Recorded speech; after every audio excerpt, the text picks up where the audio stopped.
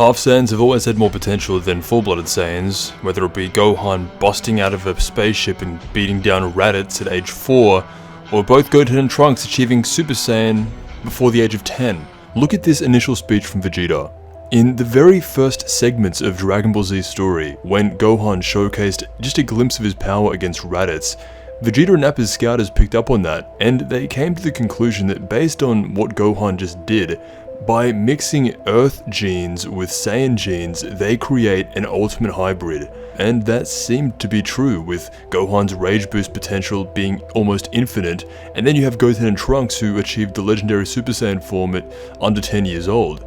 In the very beginnings of the Dragon Ball Z story, Vegeta directly tells Nappa, based on what Gohan had done against Raditz, that half Saiyan hybrids may actually have more potential and be stronger than regular Saiyans. He admits this within the first few chapters of Dragon Ball Z, and what's actually funny is that Nappa is the one who says, why don't we just go and breed with all the Earthlings and make a Super Saiyan-esque type army?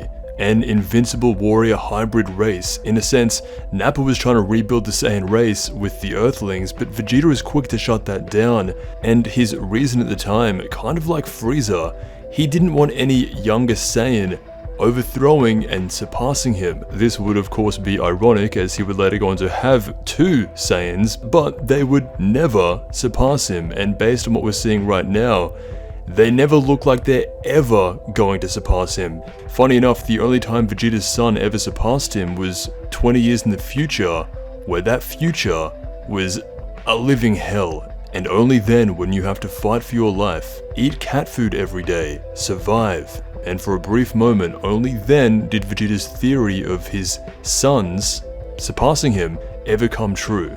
Not only being raised on a civilization such as Earth, but also the half Saiyan, half Earthling genes make them not as driven to fight and train. They don't have the same desires as Goku or Vegeta. They have human instincts, which is just not as obsessive as Saiyan instinct.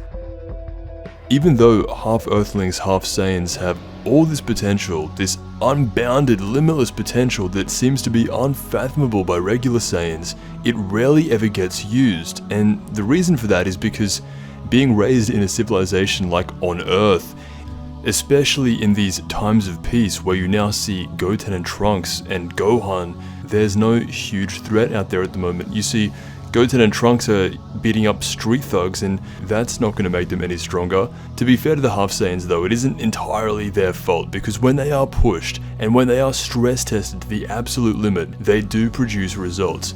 At the end of the original Dragon Ball, the 5-year time skip between Ball and Z, it was basically the same thing as it is right now. Peaceful, nothing to worry about, and Goku didn't grow over those 5 years, he stayed relatively the same.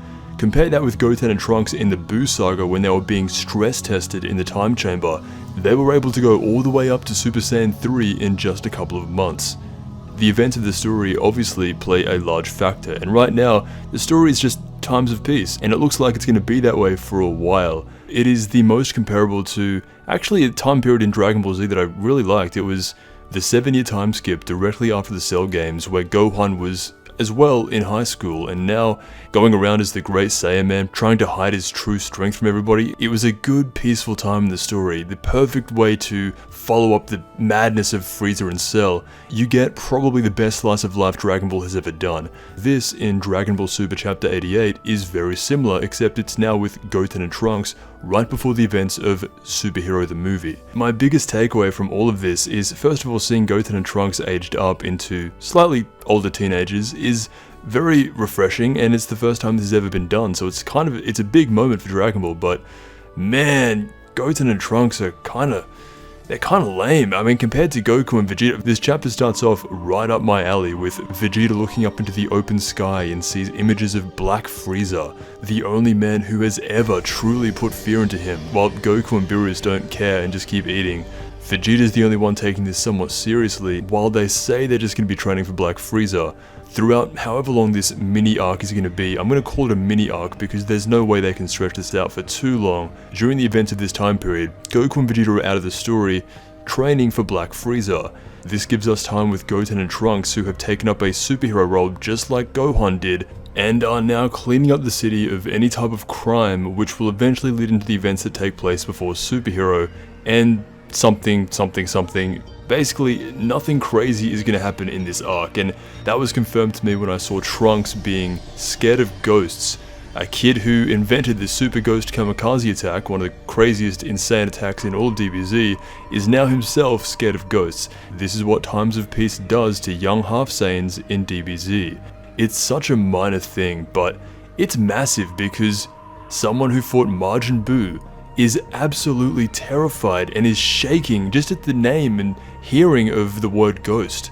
It really puts things into perspective as far as, you know, these half Saiyans, they're never gonna be the main characters ever again. I mean, you cannot be a frontrunner of this series if you're scared of ghosts. Goten may actually give me a bit of hope, but with Trunks, it seems as though he is leaning in towards that GT type of Trunks that we saw, instead of something different. He also says that he doesn't want to be a CEO. In GT, he was literally the CEO of Capsule Corp, and that's where the half Saiyans are at right now. And remember, we haven't seen all of them. Pan is yet to be shown. We all know what's going to happen to Gohan with his beast form, but for Goten and Trunks, seeing their latest incarnations in Super and thinking they can do anything that could compare with Goku or Vegeta, I just don't see it happening. The times have been too peaceful on them, and I think GT had it pretty spot on with how their lives turn out. Goku and Vegeta are the mainstays, however they are going to be out for the majority of this arc. This gives the half Saiyans plenty of time to change my mind. There's a whole arc waiting in front of them. They may not be the main characters in a main arc, but they are the main characters in this arc, so if you look back to just before the Buu saga, it does have so many similarities with this, and if you want to take Goten and Trunks as kind of like the Gohan of back then, at the end of the Buu arc, Gohan was top 5 strongest in all the series. Since this story is also a prequel, and we know how Goten and Trunks end up not only at the end of Z, but also in the superhero movie, they couldn't even do the fusion dance correctly.